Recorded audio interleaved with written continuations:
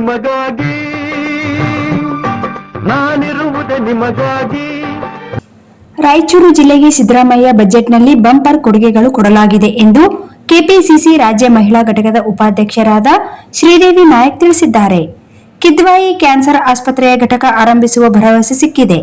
Raichur airport ಸ್ಥಾಪನೆಗಾಗಿ 53 ಕೋಟಿ ರೂಪಾಯಿ ಅನುದಾನ ಒದಗಿಸಲಾಗಿದೆ.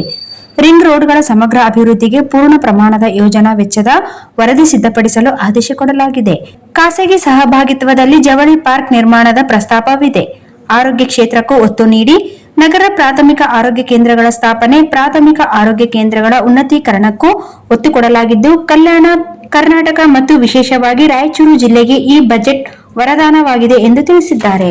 ನಾಡಿರುವುದು ನಮಗಾಗಿ, ಕಣ್ಣೀರೇಕೆ ಬಿಸಿಯುಸಿರೇಕೆ, ಕಣ್ಣೀರೇಕೆ ಬಿಸಿಯುಸಿರೇಕೆ, ಬಾಳುವಿರೆಲ್ಲ ಹಾಯಾಗಿ, ಬಾಳುವಿರೆಲ್ಲ ಹಾಯಾಗಿ, ನಾನಿರುವುದೇ